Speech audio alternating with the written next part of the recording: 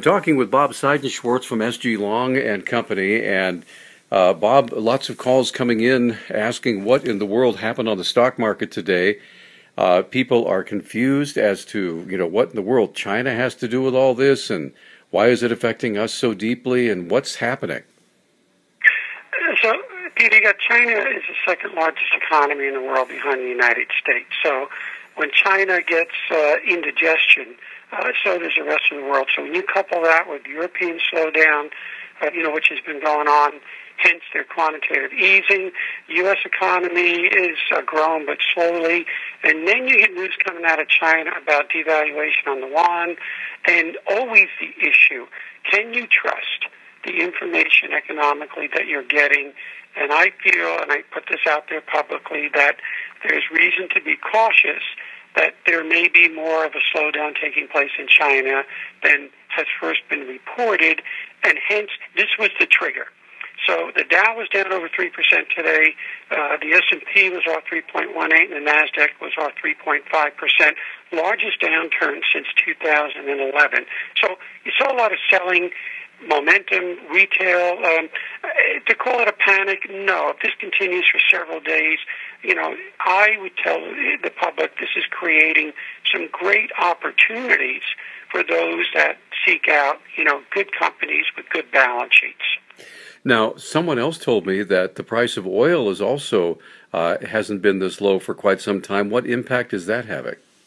The impact is you get that economically in terms of layoffs. You've already seen a number of major integrated and domestic companies laying off workers in the thousands. So, when does that start impacting the economy? Of course, it's going to have a psychological as well as, monetary impact. But one of the things that you have to consider is as oil goes possibly even lower before we find that floor where that may be, this affects a lot of these economies, particularly the Russias, the Irans of the world, the Saudis, countries that are dependent upon oil revenue.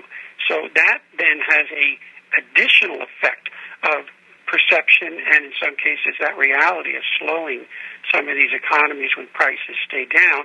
It should be a boost if it stays down over the longer term to consumers here and abroad. But in the short term, it's worries about jobs, it's worries about what the implications could be. You're in a period of uncertainty, and as creatures, we don't usually react emotionally. We don't always step back and take a longer term view. So basically the two, I remember hearing once that what drives the market are fear and greed. Right now we're in a fear mode.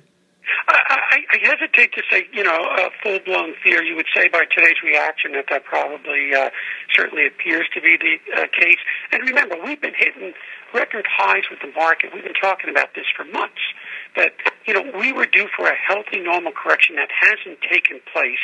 It's been unprecedented how long since we've had a correction. So I want to say and put in perspective that you get a couple of triggers, people are expecting a correction, and all these things kind of coalesce and come together in this momentarily, perfect little storm that we're seeing right now. I want to watch closely to see how next week plays out, because that would be an indicator if we continue to see momentum. But on balance, we're still recovering in many ways from what happened in 2008, and I want to stress we've made a lot of progress.